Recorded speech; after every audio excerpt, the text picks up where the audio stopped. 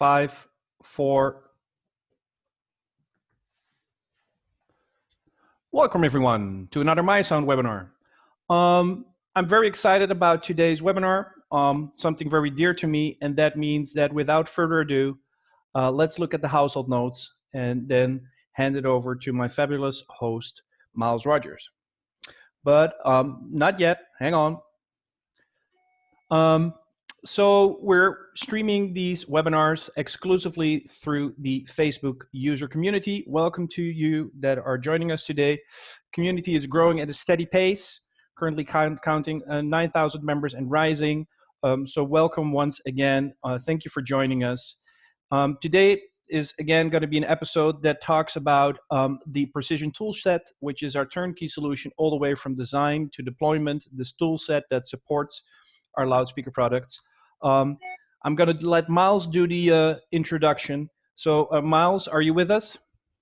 I can hear you. Can you hear me? Yes, sir. I can hear you. So this is going to be the last installment in the webinar series on private cinema. And it's been a great pleasure to work with fellow Meyer Sound colleague Miles Rogers. And on that note, Miles, take it away. All right. Thank you so much, Merlijn. All right, let me switch over and share my screen here.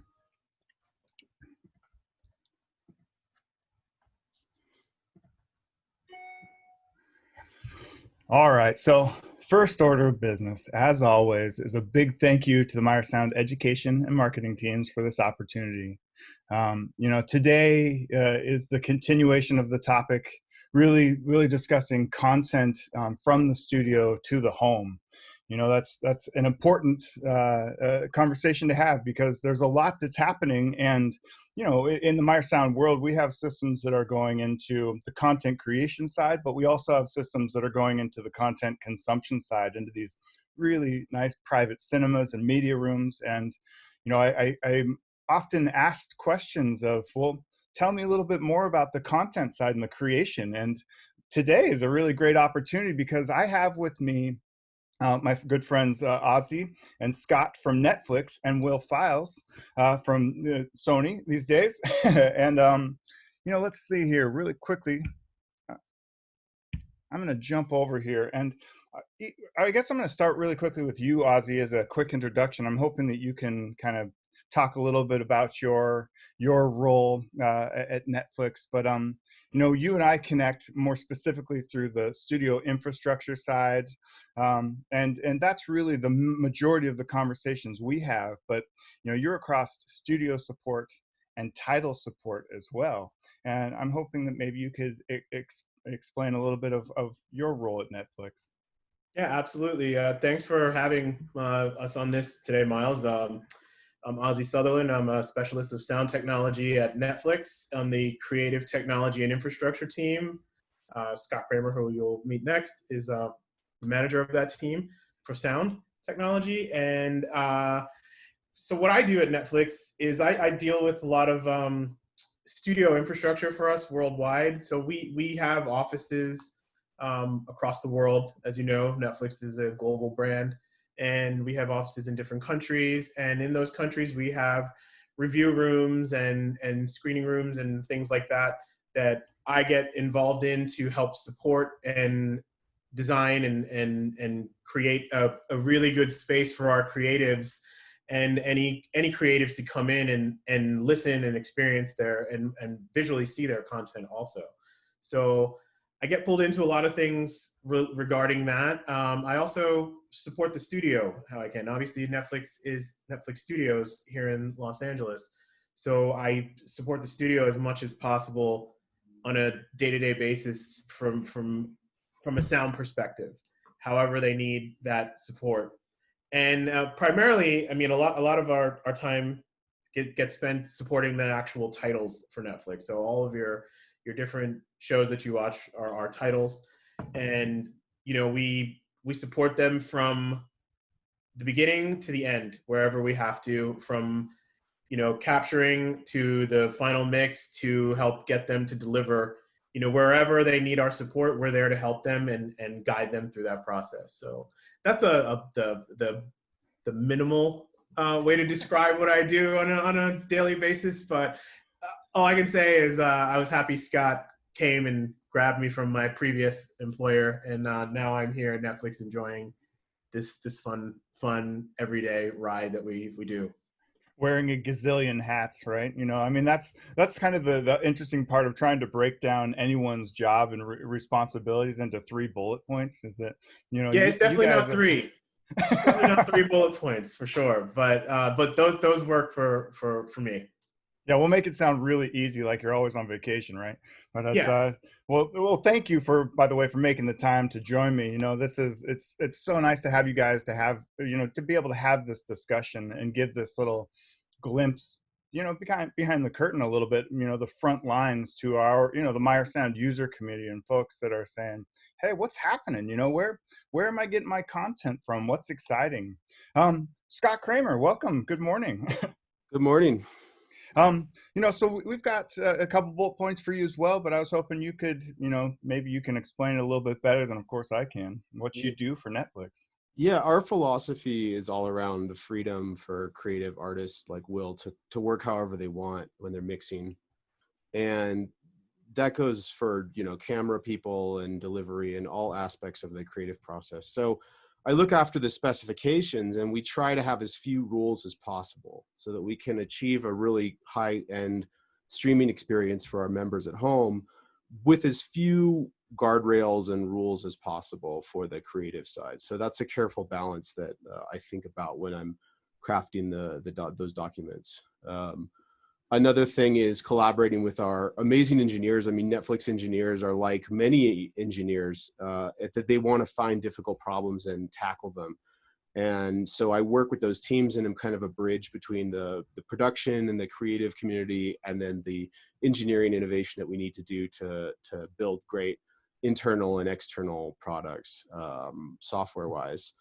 And then global standards. We want to be a part of the global community, and we want to cooperate with others, other studios, other manufacturers of devices, and partners like Meyer and others. And so I want to work within the boundaries of standards that work for the community, and not have Netflix blazing its own distinct path that makes anything difficult for anyone else. So cooperation and kind of being part of that global community of sound artists is a big, important thing for me. Nice. That's so great to hear. I mean, we're all a part of this global community, and certainly working together, making sure we all stay on the same page is an ideal way to move forward. And then hopefully we can advance as a group. Um, that's great, Scott. And it's certainly, that's no small feat, trying to deliver high quality content via streaming to the home, right? It's nice that we're evolving from needing actual physical media to come in for our content and be able to get really high quality content. And it's not just about streaming, to the home. It's also mobile devices, and it's worldwide, really. That's what's exciting. Well, great. Well, I'm going to keep moving here. And Will, dude, thank you so much for joining us today. My pleasure. I know you're a super busy man. That's the job titles that I found for you online that I like the most, very specifically, ambassador of bass. That's one that I find is the most relevant to the content of yours that I get to experience. Yay, overlord, right? Master of impact, right?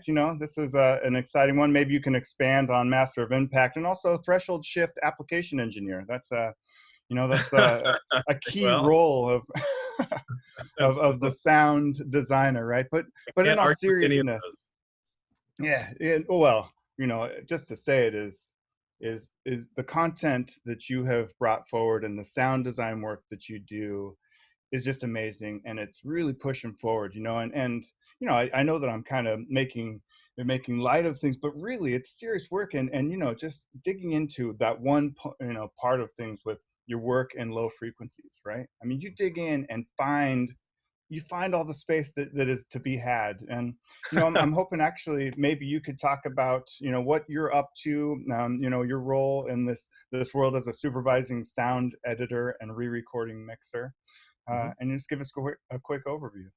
Yeah, well, I've been bouncing around a lot during the quarantine because everybody's schedules have completely changed. So I was in the middle, when the quarantine started, we were in the middle of finishing up the Ghostbusters film, Ghostbusters Afterlife. And then we were starting Venom 2, and Batman was going to start in July. And those have all now kind of mushed into a blender where, things are like, we'll, do some work on this for a week, and then we'll do some work on this for a week. And, oh, this is going to go away for a couple months so they can go do reshoots because they can't shoot anything right now. All those sorts of things. There's lots of ins and outs for how things are trying to, everybody's trying to make it work basically. Yeah, right. But it's been fun because sometimes it's fun when you work on multiple projects at the same time, because you'll have one idea that will inform something on the other project. There's some sort of cross-pollination that happens sometimes.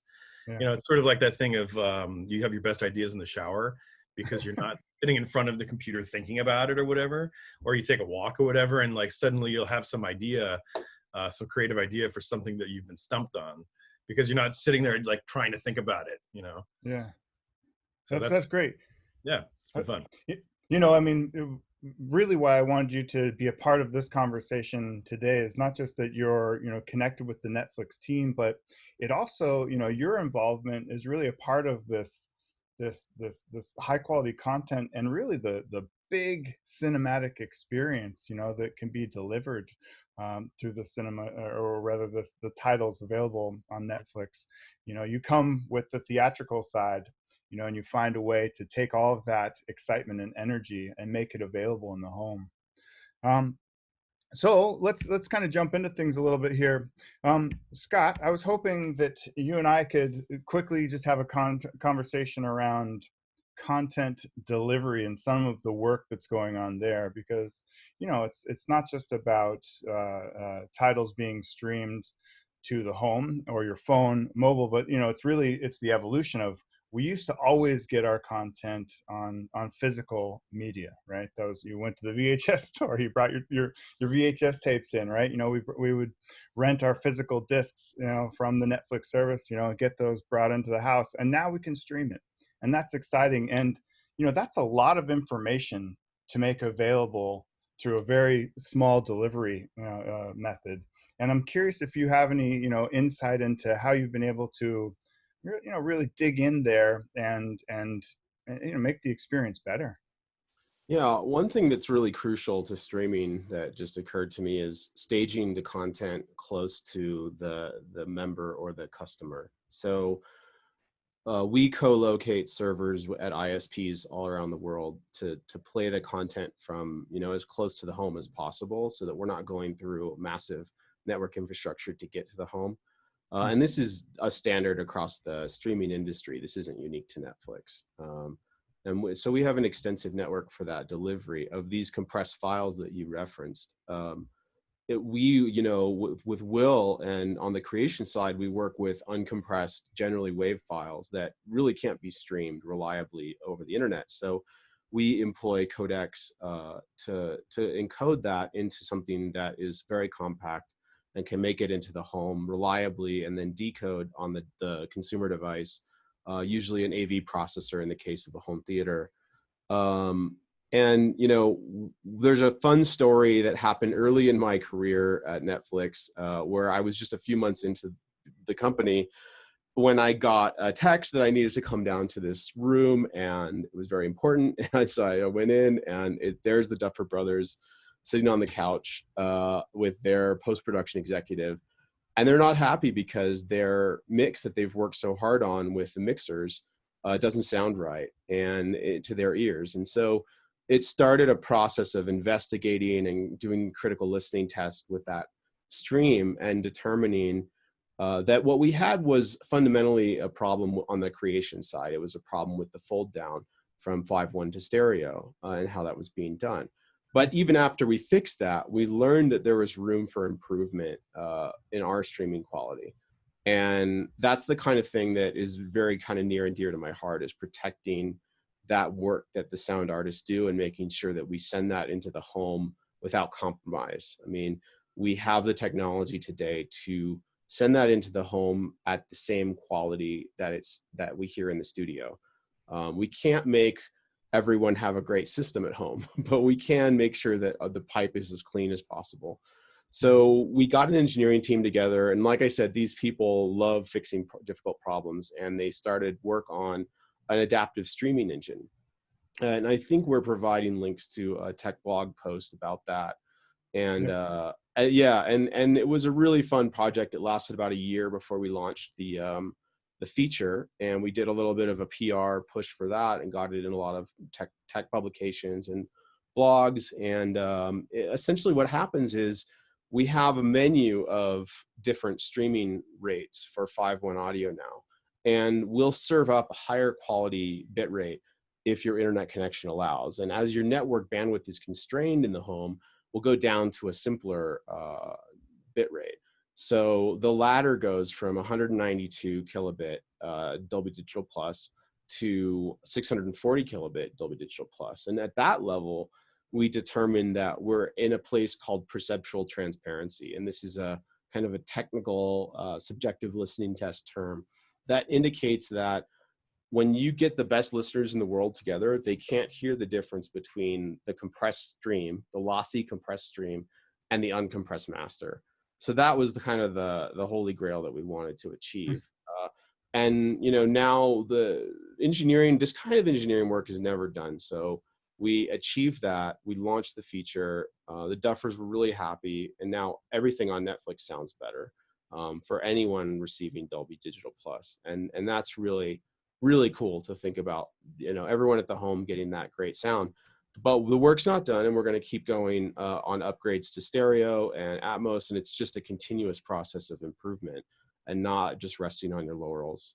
So watching those engineers work and do that it's been a real honor for me to see that happen. Yeah, well, certainly participating in making sure the content delivery to the home is as good as possible, right? And that's really the ultimate story here, is that, you know, this is high quality content that is available, you know, streamed to the home. You know, and so on the content creation side of things, you know, this is now we get into the conversation with Ozzie a little bit, because Ozzie, you're across, you know, the studio infrastructure and the room setups, and you know, for so many years we've been in the mode of the 5171 near field setups, and we still are for the most part. But I'm curious, you know, as we're seeing these systems and these setups grow, you know, even into the immersive world more, you know, is there certain content that might be more appropriate for like a 5.1 near field mix or a 7.1.4 midfield mix, or even the larger theatrical approach? So there's no specific content that's, you know, more appropriate for 5.1 Atmos. It's still primarily up to the creatives, how they want to do this show, or how they want to do the title, basically. So it can be a comedy special, it can be a music special, it can be, you know, Will with Stranger Things, it could be anything. But it's ultimately it's up to the creatives to decide what format they want to mix it in. But, you know, more and more as we are pushing the barriers with Atmos over at Netflix all the time, and once we get the creatives or anyone into a room to listen to it or experience it, and I think Will can attest to this too, once they experience it, it's almost like a game over experience for them. They're like, oh, this is what I've been missing the whole time with my show. And I love this, and I want to be able to do this, and I want to deliver this so that people can experience this at home also. So in a lot of our setups that we have these days, you know, our review rooms and things like that, they're more of a 7.1.4 standard setup, because that's kind of just what works perfectly for going in and experiencing an Atmos playback. And then it also can be perfectly aligned to handle the 5.1 aspect of it, right down to stereo monitoring in those rooms too.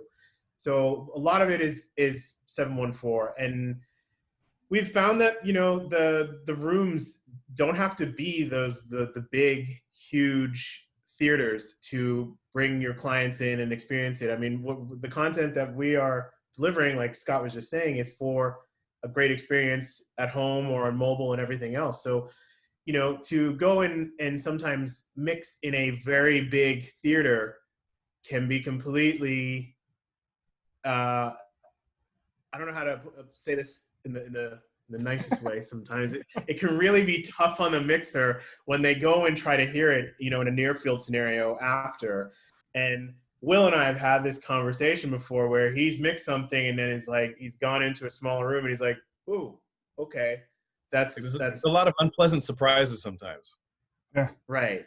Yeah. So it can, so we've seen now, and it's not only on our side that we do it in our infrastructure side, but in a lot of studios and a lot of different, you know, newer rooms that are being built or repurposed, they're going for a more midfield, near field kind of experience, but with a decent size room to be able to get Atmos within that room, or an immersive Well, and mix also inside. there's that sweet spot with like, you want to, you know, you don't want to be so big that you're losing details, but Yeah. you need a certain amount of space for clients. Yeah.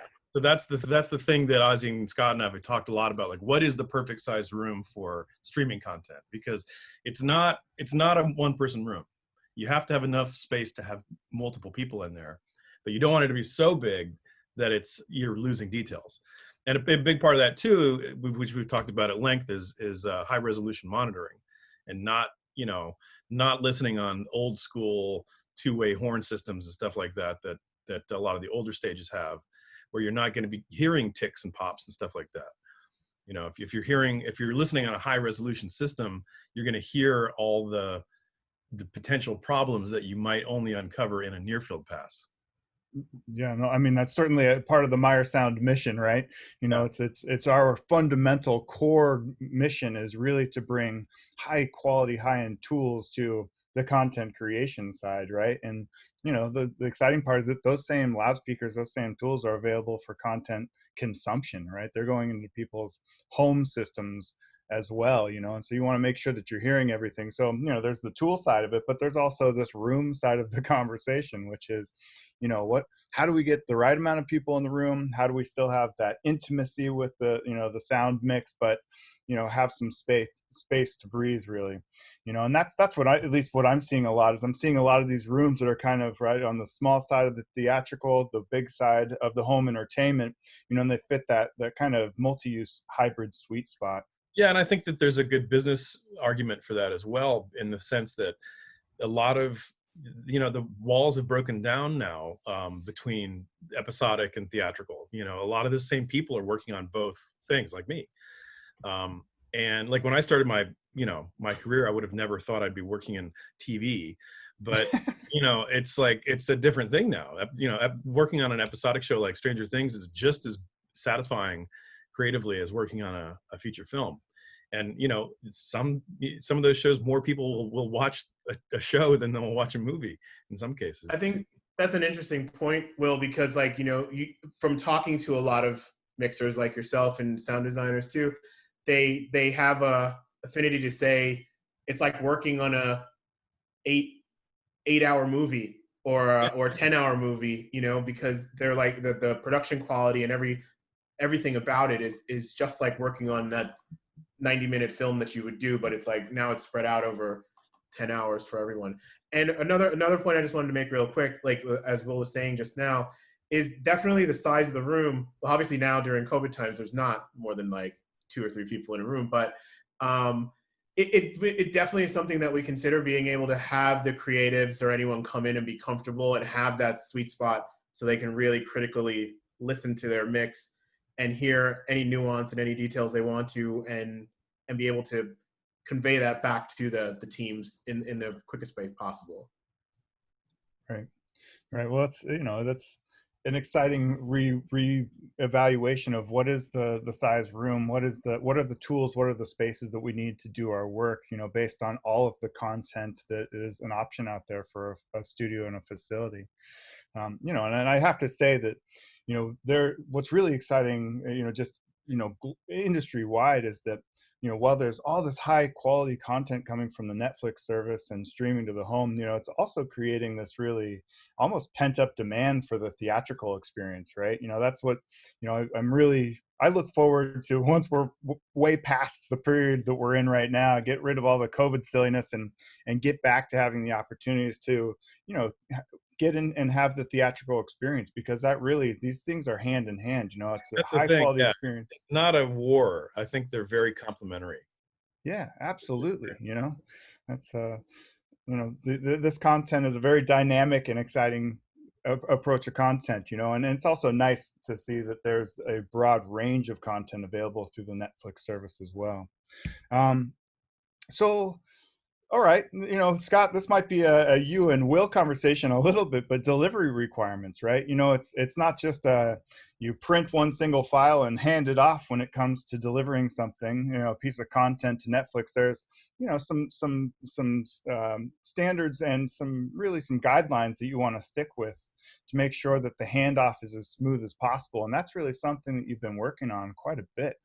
You want to tell us about that a little bit more? Yeah, well, I start from a place of empathy for the creators, and I think back to my time mixing and supervising, and I didn't want to make files all day. I wanted to work and be creative, and so I always start from what can I strip out. And right now we have a lot of requirements in terms of the number of files that we need, and we try to keep, like I said, we try to keep the rules around each file as under control as possible, so that we're not, having to go to the ends of the earth to make each of those files. But our goal in the next few years is to get to a place where we can just receive a few files, an Atmos mix, an Atmos M&E, which is the base of the foreign version, the final mix session for archival. Rather than having to ask for your 5.1, your stereo, your stems, all these things that take time to make and take away from the creative time. That's difficult to get there, because we have to make sure that if we are making the 5.1 ourselves, if we're making the stereo ourselves, we're doing it exactly the same way that the Dolby renderer would be doing it. And we're respecting that metadata and those settings that the mixers very intentionally select. But if we look at this list that's on the screen right now, these are the current Atmos spec today. I hate that. It's too many lines of rules, and I want to get down to as few as possible, and I think when I write a spec about every single line, and if it's absolutely necessary, and I can promise that everything in there today is necessary, and it's good context for the sound team to know. But I wonder how Will feels about specs and file delivery and those kind of things as well. Well, I mean, I appreciate that you're trying to streamline it, but I have to say that the Netflix specs make more sense than pretty much anybody else's, including some of the big movie distributors. But certainly from the other TV side, it's a nightmare sometimes. And I have to say that what you guys have done in terms of loudness, I think makes perfect sense. I think it's the only loudness spec I've had to mix that it makes sense to me. Because the whole thing is, for everybody who doesn't know, Netflix decided to go with the Dolby Dialogue Intelligence algorithm that basically tries to differentiate dialogue from everything else in the mix. And anyone who's watched something at home knows that the first thing you do when you start playing something is set the level of the volume based on the dialogue level, like always. That's, unless it's a non-dialogue project for some reason, but 99% of the time you're setting it based on the dialogue. So if you have that as your anchor for the whole mix, then you can actually have a pretty dynamic mix, but keep it, anchored so that people aren't chasing that volume up and down the whole time. So for me, that was on Stranger Things. We were very lucky to have that, versus a more traditional broadcast spec that's much more limited and based on overall loudness rather than dialogue loudness. Yeah, we went on a bit of a journey to get there, and it was realizing that the spec as we had it, which was for measuring the full mix, it just wasn't working for us. We were finding that on some devices, like mobile devices, you could lose the dialogue. It would be, you could have your volume all the way up and have problems understanding what was happening. So we knew we needed to make a change. We knew we had good reasons to make a change. But again, going back to the concept of global standards, we didn't want to do something that was completely out of the rest of the industry. So we looked at all of our content in the aggregate, because we have the data on where all of the content landed in terms of average level. And we looked at everything that was compliant for our old spec, and we looked at where the dialogue sat within that. And that was the -27 number. So that's a data-driven decision, is to say, on average, mixers that are delivering to us right now are giving us dialogue at -27. We don't want to make them do anything different. We just want to change what we're measuring.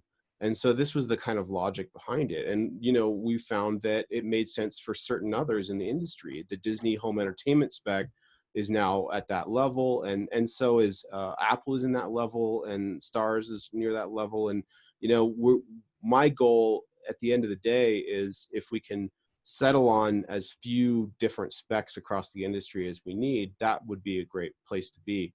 But we had to change because we had to find something that worked better for our members at home. Nice.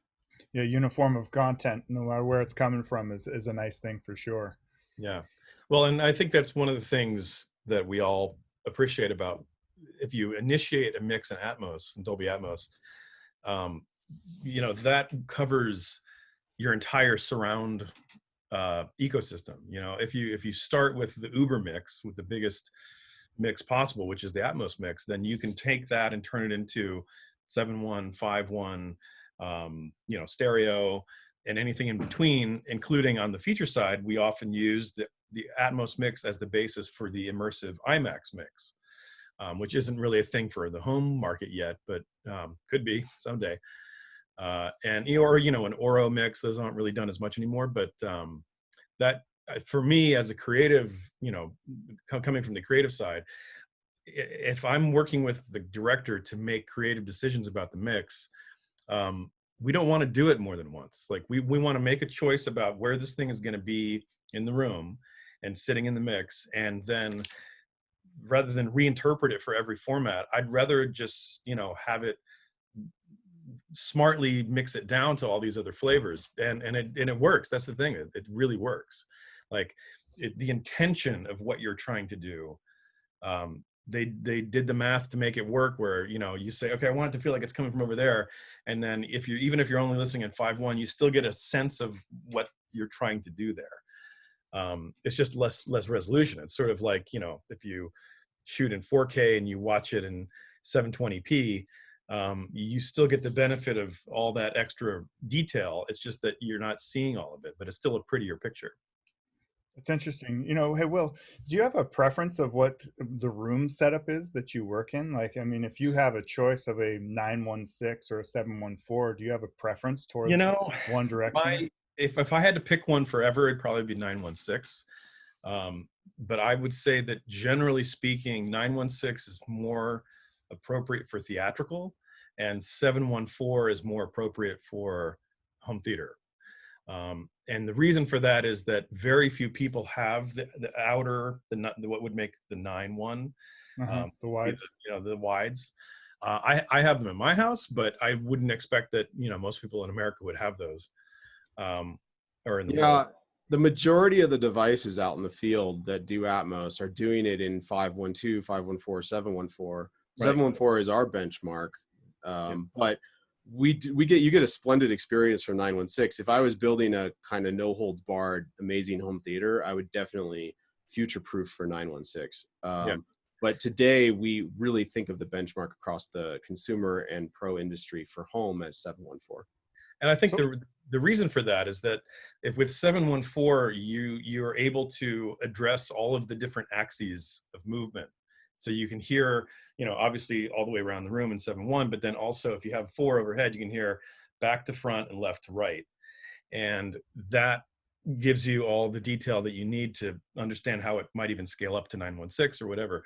And then when you're working in 9.16 for theatrical, you know, theatrical rooms often have, you know, many more speakers than that, but you're still, once again, you're getting into the idea of representing all the sort of points of articulation. So that's sort of 916, I would say, is the minimum for representing a theatrical point of articulation, and 714 is more appropriate for a home theater style. Nice. But if you want to spoil yourself, make a 916 setup, for sure. Yeah, go to Ozzie's studio and hang out with him at Netflix. No, but on that note, I mean, we've played material together in there, Will, and we've gone from your film stuff or a theatrical mix to a home mix, and it translates really well in a 916 environment. That's the other thing too. And then I think the one thing that Scott and I have always liked about it is just it brings that left wide and right wide, which just pulls things off of the screen a bit.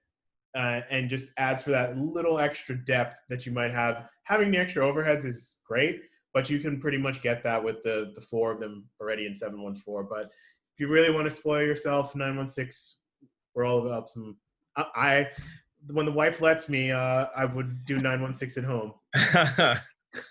Well, so Will, if you're mixing in 916, are you using a fold down that's going to take those wides and bring them into the screen channels or the surrounds, or are you making that decision yourself based on where the content is going? You mean like going from 916 to 714 or Yeah, 1 or whatever? Well, yeah. I mean, that's kind of the cool thing about working with Atmos is that it manages all that for you. So the only way to address those wide channels is that you have to put sounds in objects, right? Because the bed is only 712. So you can address the side arrays and the rear arrays and the overhead arrays with just using the bed. But if you want to use the outer wide speakers or have more articulation through the panning array, you have to use an object. And the cool thing there is it just folds down automatically to whatever speaker format you're currently using. So it will just approximate it as close as possible because it's just using metadata. It's just a point in space. It's like a 3D vector. Yeah. Yeah, I mean, that's interesting, now that we have AV processors and cinema processors that are room aware, right? They know where the speakers are in the room and they can render that content so that it's appropriate for that playback system. That's a really nice place to be. It is. I mean, you have to, when Atmos first came out, I think a lot of the mixers, we had to sort of get used to the idea that we were handing over a certain amount of control to the box. Mm-hmm. But the thing is, it works, and once you sort of get over that emotional hurdle of like, I'm giving my mix to the world and it's going to get reinterpreted. I think that we've all found that it does work, and it's not something to be afraid of. You just have to sort of embrace it. Nice. Yeah. That's and this is also it gets into an important part of this conversation, at least for me, is that Netflix is not just about the US, right? This is a global streaming service, and there are multiple regions. And again, part of the Netflix side of things that's really interesting to me is that it's content for the region. It's really relevant to each group that you're working with. And Ozzie, I was hoping that maybe you could tell me about some of that work that you've done, and give us some interesting stories about the content and what's being developed for the international markets. Well, before we could travel before this whole pandemic, it was nice. We were doing a lot of work in Asia, and Scott was headed to India, and we were both traveling to Europe on occasion, and anywhere in the US. But Netflix is an international brand, and the content is a global thing. And anything that they make in Japan, we can watch here in the US, and vice versa. It's the same idea.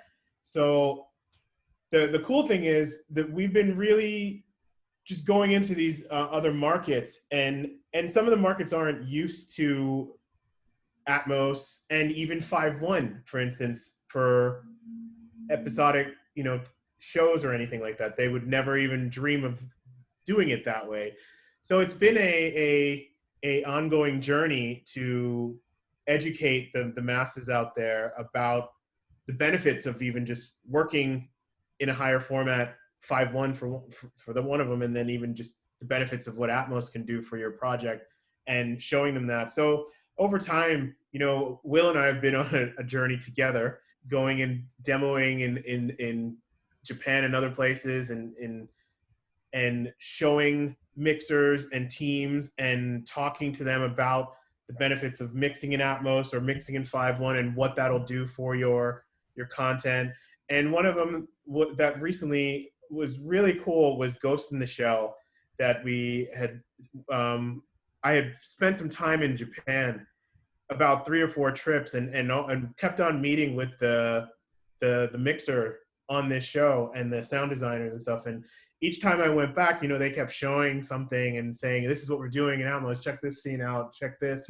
And it's amazing to watch how, when they realize what the formats can do and the benefits of these things, it's a no-brainer. The light bulbs go off, creative light bulbs go off. They're not restrained anymore to do, you know, just be stuck with this mindset of mixing, and they're free to do that. And we've seen that happen with a lot of Japanese anime. We've seen it happen with a lot of animation titles, because that world really lends itself for an immersive mix too, because, you know, it's just a world that you're creating from scratch basically, and you can really immerse people into these worlds in an amazing way with sound. Will, Well, I think it's always fun to work with a filmmaker for the first time on their first Atmos mix, because you can see the moment that it clicks for them, and they go, oh wait, you mean I can put a sound anywhere in the room? You know, and it's like, oh, okay, cool, let's do that. Right. You know, and I think Ozzie and I had that experience on the Solavante project, where right, you know, which they realized it takes a couple days for them to realize, like, okay, actually, I want to talk about, you know, can we put it on the ceiling? And like, yes, we can put it on the ceiling. We can do that. You know, this was a fun project. Our team, the Creative Technologies and Infrastructure team, Haruka Miyagawa in Japan, had started this with Production IG to be the first. This has got a really cool, interesting, quick story here. It was the first 4K HDR hand-drawn anime that they were going to do. And I went to Tokyo at the time, and Haruka's like, yeah, let me take you over to Production IG. And we were there, and I was like seeing all these visuals, and I'm like, because I'm an anime fan myself, and I'm like, oh, this is sick, this is crazy, this is awesome. And I'm like, yeah, so what are you guys playing me? What are we listening to? Are we gonna listen to something? And then they're like, oh no, there's no sound on this right now. And I'm like, okay,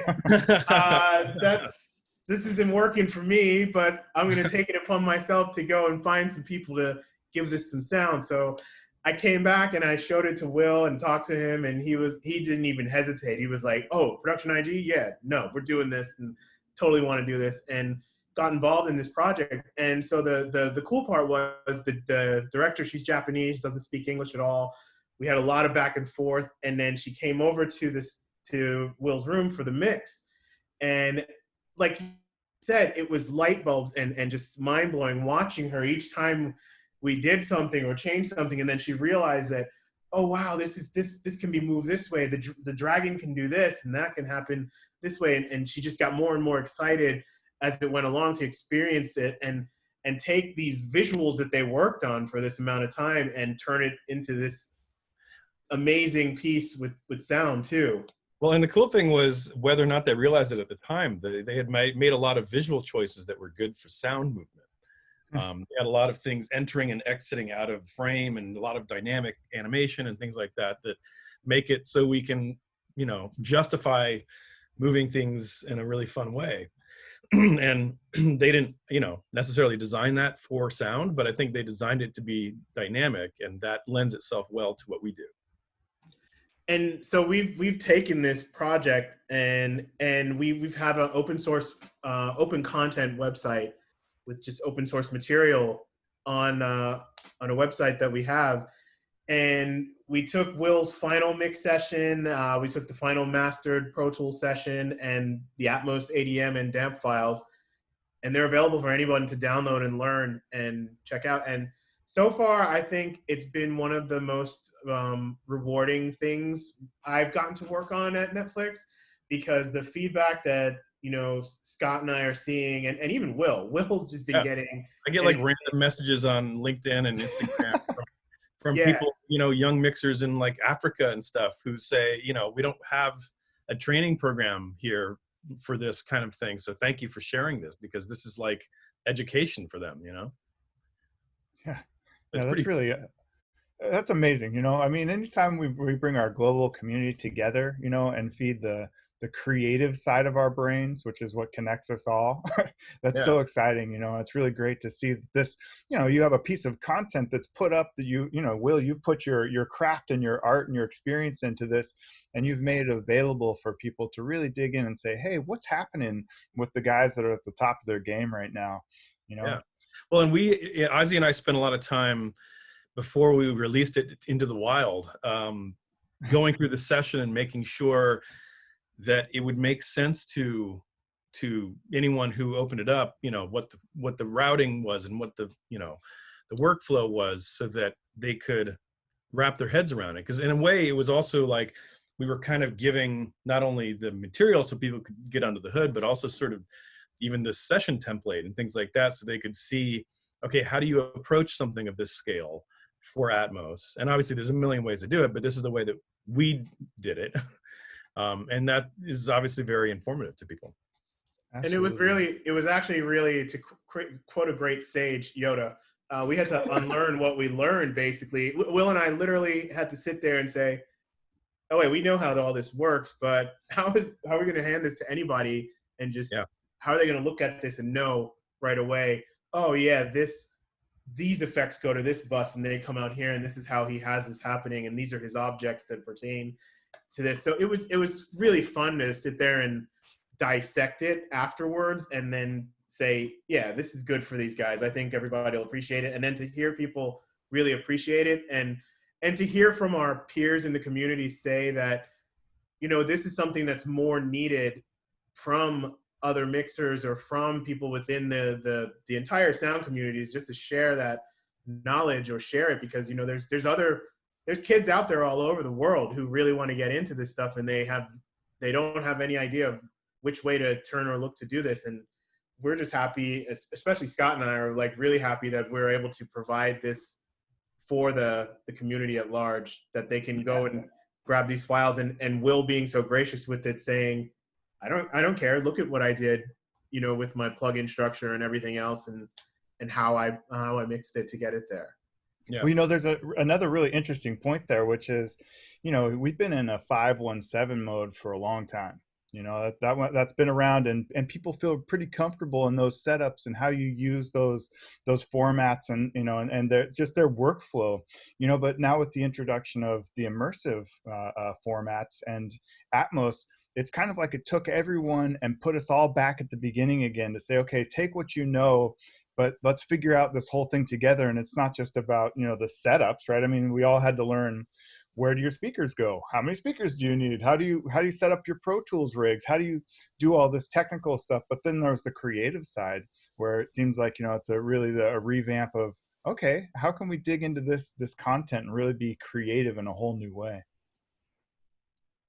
That's so Will, speaking of creative and your relationship with Netflix, and just coming off of the projects that you've been across, you are known for big, powerful mixes. I mean, for way better. Are you kidding me? Come on now. Like, that's something that I absolutely love. And I get a lot of feedback from my friends and community of just about, the power and what you get into your mixes. And, really you're a part of this Netflix, these titles, and bringing this skill set of the theatrical workflow into the streaming content, to really give it that big mix approach.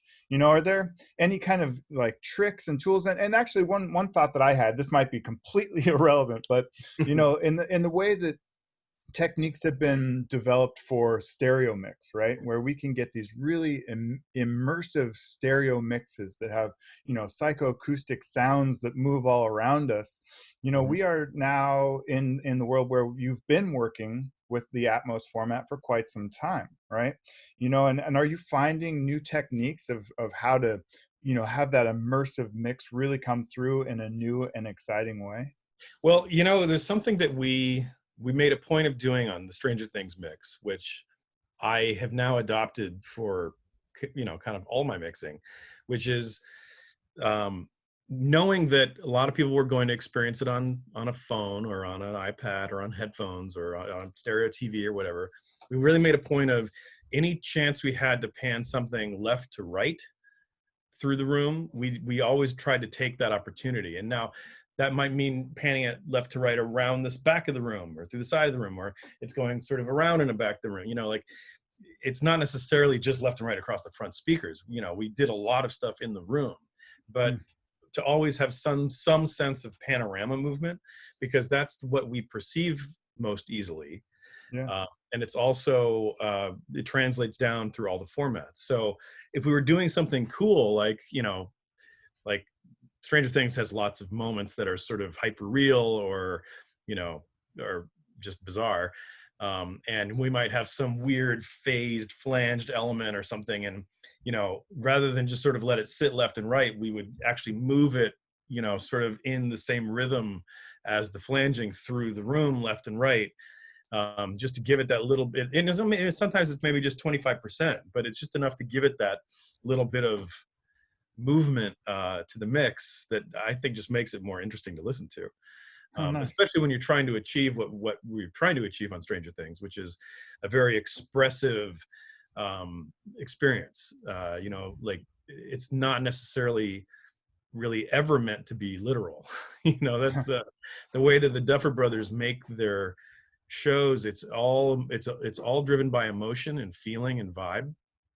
And other than obviously there's plenty of scenes that are dialogue driven, but a lot of those scenes are also underpinned by really emotional music that is not just your normal underscore. It always has a bit of a vintage flavor, or whatever you want to call it. And so I think the whole show has this wonderful way of being stylized from start to finish, and that gave us a huge amount of latitude to try to make it feel as expressive as possible. And a lot of the ways we do that is just in the choice of the sounds and the creation of the sounds, and trying to make sounds that are larger than life, and making sounds that feel as big as what you're seeing or bigger. And there's lots of tricks we use for that. There's lots of things where we record with high resolution microphones and we slow it way down, and we add, reverb and delays and, lots of weird processing. But then, on a more nuts and bolts level, a lot of what I'm doing to add impact is about managing spectral energy. Yeah. So I do a lot of work with multiband compression to try to hold back the harshness of a sound and let it mostly speak in the low and low mids. You wouldn't want to necessarily do that with just an EQ, because sometimes that'll just sound kind of soft and rounded off. But with a dynamic EQ or with a multiband compressor, you can push into it in a way like you would when you're recording drums on tape, where you end up with this kind of larger than life sound that doesn't sound EQ'd. It just doesn't sound unpleasant, because your ear has this way of naturally doing that anyway. So if you're doing that electronically, you're manipulating the sound in a way that sounds natural, but it makes it just feel bigger. So there's a lot of that kind of stuff. It raises something for me, which is, one thing we hear from members all the time at Netflix is, it's too loud. I have trouble with the dialogue. I have to ride the volume. And that was kind of something we looked at when we changed the spec. How do you meet the challenge of translating this impactful modern, mix into the home, and realizing that we do have some constraints. We can't go full cinema. We have to meet the basic spec, which is very generous and fairly easy, but it still takes work. And so how do you make that all balance all those needs of the people at home? Well, the main thing was to just really always try to protect the dialogue, which, is tough on a show like this because it has so much going on and there's so much music and everything's exploding all the time. But Mark Patterson, my mixing partner, is an amazing dialogue mixer, and he was really good about keeping the dialogue in a pretty tight dynamic band without it sounding just smushed. And I think that's the trick is, obviously you can achieve that effect by just driving it into a really high ratio compressor, but that just sounds like network TV. It sounds like, the nightly news. And that's not what we're going for. We're going for intimacy and emotional connectivity. So we're trying to let the performances still breathe, but you do have to keep it in a pretty tight band. So a lot of that was, obviously he's using some layers of compression there, but he tends to use more low ratio compression, and then he rides the fader quite a bit on a micro level to try to even things out and keep things really clear. And sometimes that's even on a syllable, just trying to make sure that, okay, that we're losing that P, so we can't understand what they're saying there. So let's pop that P there. And then at that same moment, I might do a little dip on whatever's happening in the sound effects or the music, so that, it's imperceptible. But if you listen to the sound effect on its own, you'd hear like a dip and it would sound crazy. But in the context of the mix, you can just hear what they're saying. So, especially like in some of the bigger episodes, like the Battle of Starcourt, episode 8, there was a tremendous amount of that. If you listen to the stems on their own, it probably sounds insane. But hopefully the effect is that you feel as an audience member like you're hearing everything you want to hear at all times. And that's kind of the trick with mixing, is like it's this sort of high-speed baton passing relay race where you're, constantly featuring one thing over the other. You can only really hear 2 or 3 things at the same time and process them. It's, in that context of just really fitting things together, do you have a different approach to the LFE channel at all? Or do you, are there any constraints that you kind of fit into your, your RL filter? As you know, I'm a big fan of the LFE, but you can't always. Capacitor of bass. Yeah.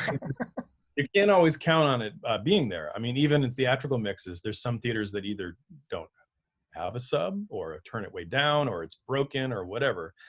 So I always try to put as much of the bass energy into the main channels as possible.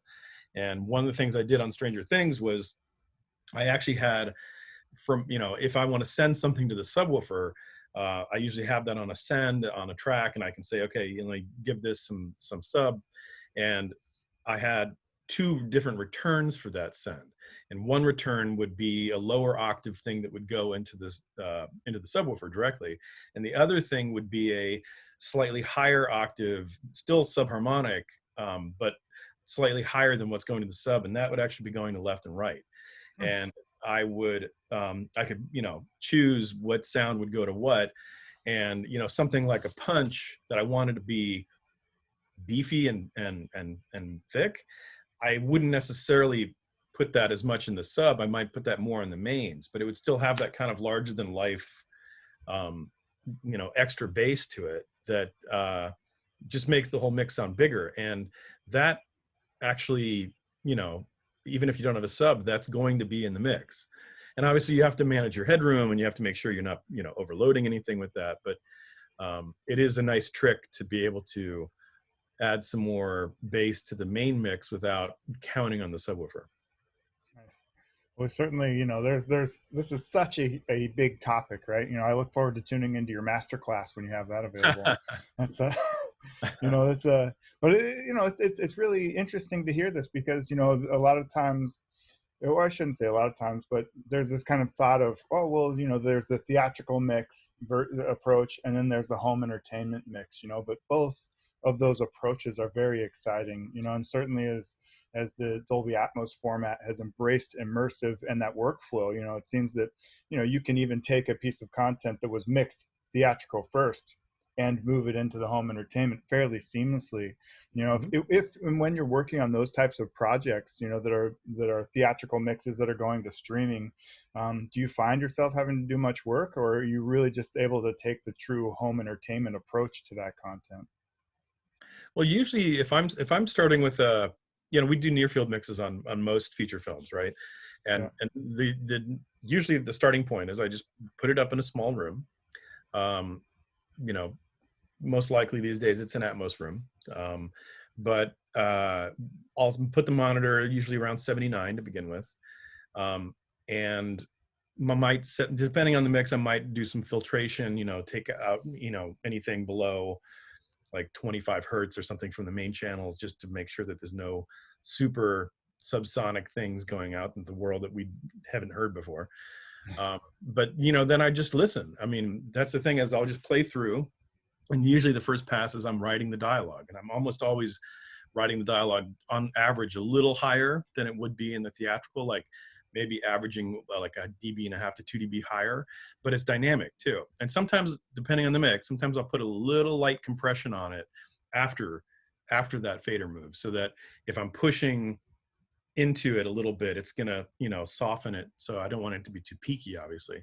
But that's the biggest thing for me, is just to make sure that that dialogue is nice and anchored. And like I was talking about how Mark approached the Stranger Things mix, that you're often just trying to take the dynamic range and kind of do this with it. So that it, because when you're listening at home, you're listening usually at a lower level. Yeah. You have more distractions. The laundry is running, the dishwasher is running, the air conditioner is making noise. The kids are asleep. It's not a controlled environment.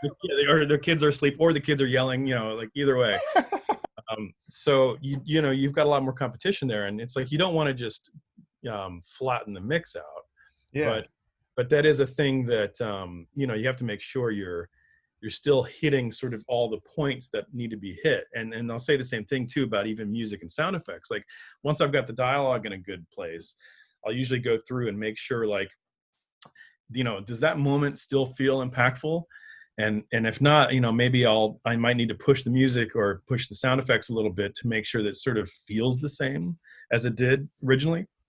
And this is one of the reasons I like doing all my own near fields, because you could let somebody else do it and they could hit the spec and they could make it technically correct, but they don't necessarily know what the director had in mind for this moment. They don't know what we were trying to achieve in the mix. Mm-hmm. So that, I think, it behooves us whenever possible to have one of the original mixers do the near field mix for that reason.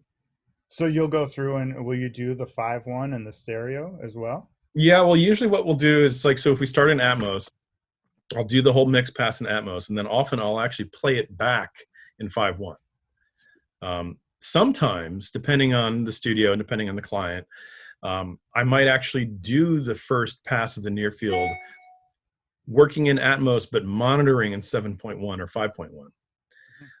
And that's an interesting option that you have when you're working in Atmos, is you can do the real-time down mix and actually hear in real time what it's going to sound like in 7.1 or 5.1. And then if I approach it that way, then usually when I do a playback, I'll put it back in Atmos, so I can sort of hear what it's doing with the full Atmos version. But the reality is that the translation, there's very few surprises. Which is key. Which is key, yeah. The stereo is obviously the bigger trick, because you're funneling, everything into a very small bag.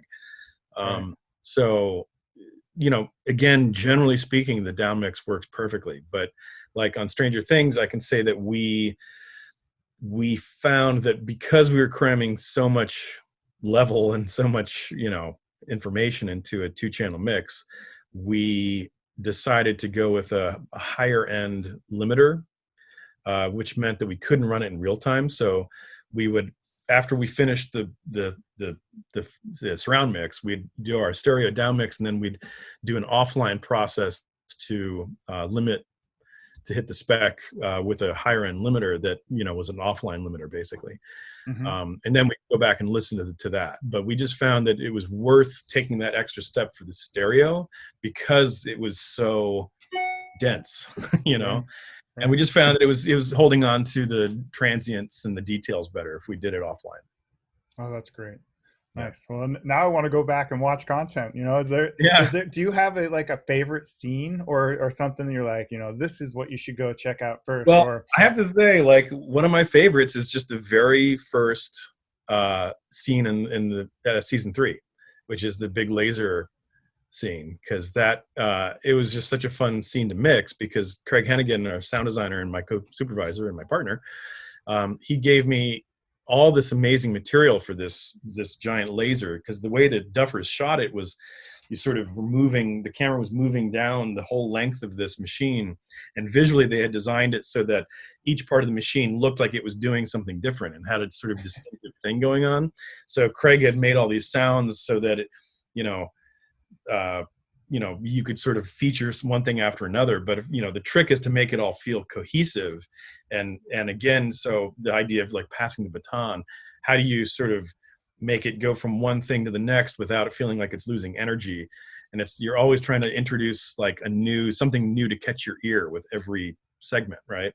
So that was a real mixing challenge to try to figure out not only how to do that kind of blending and make sense of the hundreds of tracks that I'd gotten, but also to make it feel articulate, and then also to use the room in a cool way, because the animation was, whooshing through the room and all these kinds of things. So trying to sort of figure out a rhythmic approach to the mix as well as the sound so that it all felt cohesive. Nice. Well, that's definitely one of my favorite scenes. We've watched that one a bunch recently, and so that's a good one. Yeah, it's pretty fun. And one of the cool things is, which we very rarely get to do for episodic work, is to do a theatrical mix. And we actually got to do a theatrical mix of episodes 1 and 2 put together as a single, like a movie, basically. The premiere, we actually did a 7:1 theatrical mix, which was so fun, like especially for that kind of scene that's just so big, to kind of take the guardrails off a little bit more and let it be full blown. It was pretty cool. Excellent. Yeah, I wish I could get that in the theaters. Right. That's that's the nice thing, is that again, this is big, exciting content as we get it at home, but it's all part of this interest in this, at least for me, what I love about film, right, is like that I can sit and I can hammer through a bunch of content at home, but I also love that theatrical experience as well. Yeah. Nice.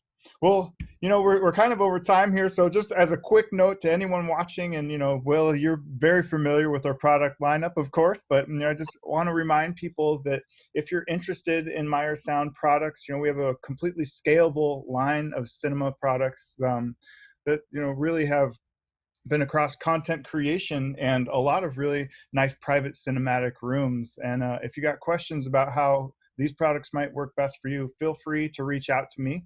I'd be happy to talk with you guys. And then let's end this thing on a picture of Neowise, right? Our buddy flying through the sky. I've been paying a lot of attention to what's going on in the sky these days. That's well. Thank you guys so much for making the time to join us. Yeah. Thank you. Yeah. Anytime. I really look forward to what's happening in the world, and hearing it directly from you guys is really nice. So thanks for making the time. And Merlijn, back to you. Thank you, sir. Thank you. So typically we would like to open up the lines for some questions at this point. So those that would like to ask today's panelists any questions, please post your question in the Facebook comments, and I will then read them out loud. While that is happening, please allow me to finish with some general comments, and while we give the viewership a chance to post their questions. So thank you, Miles Rogers, for these wonderful series of webinars on private cinema. As always, a recording of today's webinar can be found within the next couple of hours. So on our YouTube Thinking Sound channel, be sure to subscribe if this has your interest, and much, much more. Currently, it's counting around 75 webinars that we started conducting since early March, late March, I should say. So be sure to visit that channel. And thank you for joining us today. So I'm monitoring the comments on Facebook, and currently we have one question by none other than Andrew Steele for Will. And he's wondering, you mentioned subharmonics on LFE. In addition to this, have you ever intentionally mixed in infrasound, that is to say content below 20 hertz, in your mixes? Well, I wouldn't say I intentionally do it, but as Miles knows, I probably do it all the time, unintentionally. It's sort of a gray area, because there's a lot of rooms that just can't reproduce that kind of that kind of information. But that being said, I personally don't high pass my subwoofer track. I actually let it go all the way down to 0, all the way down to DC. I don't expect that we have a lot of stuff going on down there, but I just figure, if the speaker can do it, let's let it, have all the runway that it can get. That being said, I do generally high pass my main channels and my surrounds. So I don't want a bunch of mess getting into those because, I'm not hearing it, right? But at least on the subwoofer track, I always let it go all the way down to infrasonic. Thank you, Will. Well, from what I can tell, there are no further questions. And that means that it's my turn to say motion to adjourn. All right. All right. Thank you, everyone. So much, you guys. Yeah, thanks, guys. It's been a blast. And to our viewership, all I have to say, as always, is please stay safe, please stay healthy, and best to you and your loved ones. See you next week. Bye-bye.